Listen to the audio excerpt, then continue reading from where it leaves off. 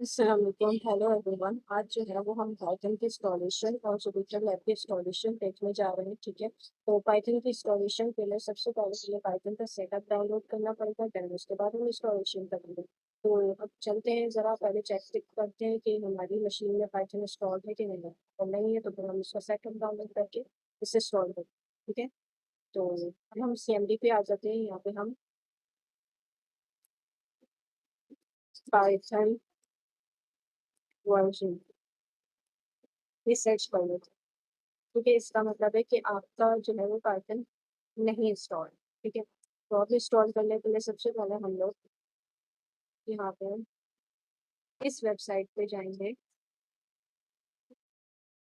अब आपने देखना है कि आपका कौन सा प्लेटफॉर्म है, विंडोज़ है या मैक ओएस है, तो उस हिसाब से फिर आपने इंस्टॉलेशन करनी है।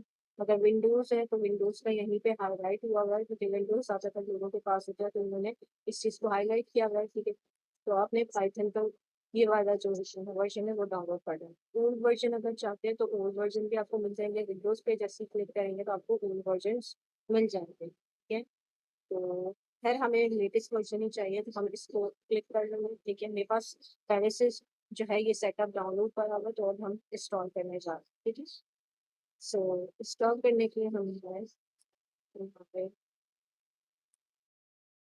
ठीक है, अब हमने एडमिन की प्रिविलेजेस जो है वो चेक कर देनी है।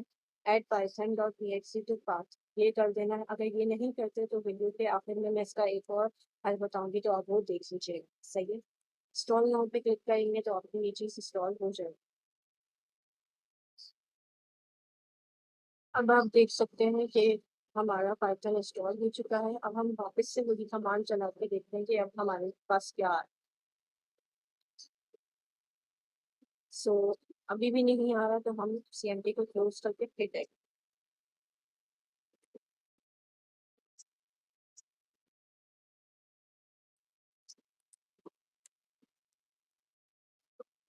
सो अब आपके पास शो हो रहा है कि पाइथन 3.14.6 जो है आपके पास वर्जन इंस्टॉल। ठीक है, यानी आपका पाइथन तो इंस्टॉल हो चुका है। अब हम कौन से स्टेप पे आते हैं?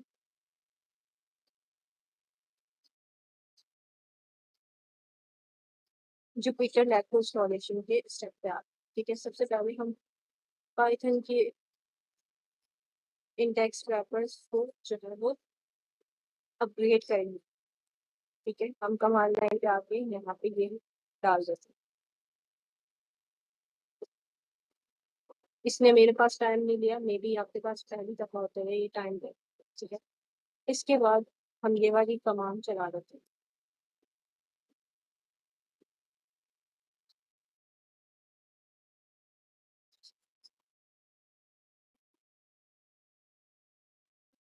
ये थोड़ा सा टाइम लेगा, खास तौर पे जब आप पहली दफा करो।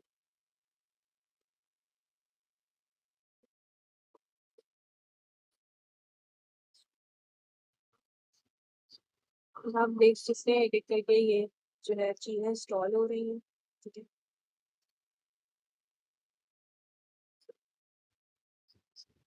आप देख सकते हैं कि वो कमांड सक्सेसफुली रन हो गई है। अब हमें जुपिटर लैब को खोलना है, तो हम जुपिटर लैब के लिए कमांड यूज करेंगे। इस कमांड से जुपिटर लैब जो है वो खुल जाएगी। थोड़ा टाइम लेके इनिशियली पर खुल जाएगी।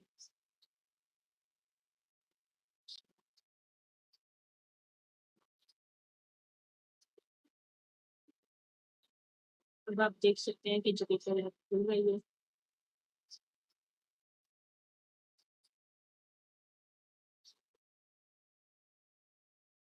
ठीक है, सेलेक्ट, यहाँ पे आप always start the preferred kernel करना। ठीक है, अब यहाँ से आप ये जो प्लस का बटन है यहाँ से आप नई फाइल बना सकते हैं। ठीक है, और ये जैसे एक फाइल इसमें होता है कोड एडिटर में, इसी तरीके से ये कोड एडिटर की तरह ही है। ठीक है, आप यहाँ पे नई फाइल भी बना सकते हैं, मेरे पास पहले से बनी हुई है। ठीक है, यहाँ पे लिख देती हूँ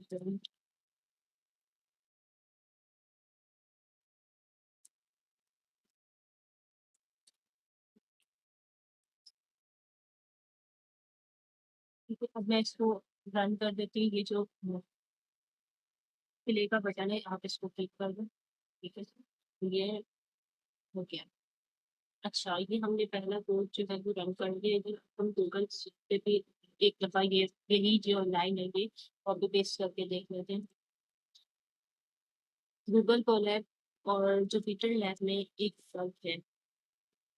वो ये है कि गूगल कोलैब जो है वो ड्राइव के साथ नहीं होता है, तो इस वजह से वो ऑनलाइन चल रहा होगा।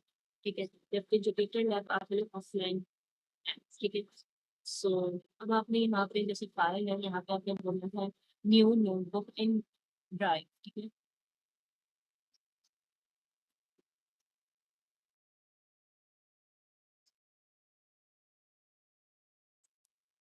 यहाँ पे आप इसका टाइटल भी चेंज कर सकते हैं, जैसे मैं रख देती हूँ बस।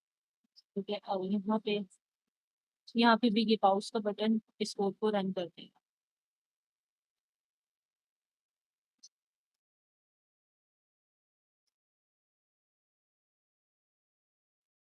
ओके, इसने जो है ये भी रन कर दिया। ठीक है, आप इसका भी फाइल नेम चेंज कर सकते हैं। ये बिल्कुल उस तरीके से जैसे हमारा फाइल एक्सप्लोरर टाइप होता है, वो आप यहाँ से रीनेम कर लो यहाँ पे आप यहाँ पे भी प्रैक्टिस ही लिख लो। ठीक है, सो इस तरीके से आपकी जो फाइल होती है वो रीनेम भी हो जाती है। हमने इस वीडियो में काफ़ी कुछ कवर किया है, और मेरा जो वादा था कि अगर आप ऐड टू बात नहीं करते तो किस तरीके से आपने जो है वो मैनुअली ऐड टू बात करना है, तो वो भी अब हम सीखने जा रहे हैं। ठीक है, तो इसको क्लोज कर लेते हैं। अब हम जाते हैं इन्वायरमेंट वेरिएबल।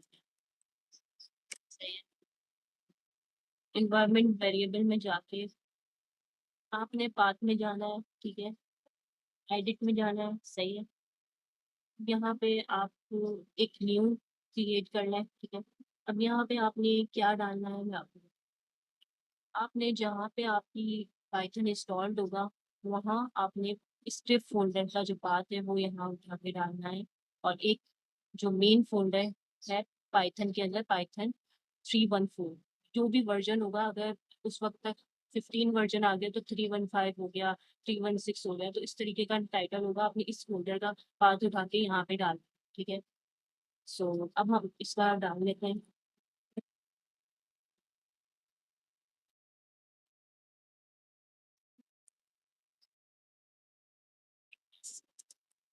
ओके, चलिए।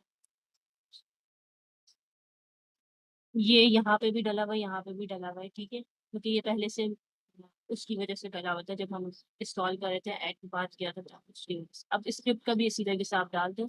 ओके, ओके, ओके करने से आपकी जो है ना, ये दोनों पार्ट भी डल जाएँगे, और आपका वो जो एरर आ रहा होगा पाइथन वाज़ नॉट फाउंड, वो भी आपका रिज़ॉल्व हो जाएगा। ठीक है? सो इन द एंड हम लोग गो थ्रू कर लेते हैं कि आज हमने क्या-क्या सीखा। हमने पाइथन जो है वो चेक करना सीखा कि किस तरीके से हम पाइथन को चेक कर सकते हैं कि पाइथन इंस्टॉल्ड है कि नहीं। ठीक है, इसके अलावा हमने पाइथन की सेटअप फाइल को डाउनलोड किया और इंस्टॉल भी किया। इसके अलावा ऐड टू बात का दूसरा मेथड भी हमने सीखा साथ-साथ, और हमने रीचेक भी किया पाइथन की इंस्टॉलेशन के बाद आया इंस्टॉल हुआ कि नहीं, ताकि हम फर्दर इश्यू को रिज़ॉल्व कर सकें। हमने जो है वो जुपिटर लैब को डाउनलोड किया, और अपना पहला कोड गूगल कोलैब और जुपिटर लैब दोनों पे ही तो ये ओवरऑल लैब बनती होपफुली कि आप लोगों को पसंद आई होगी।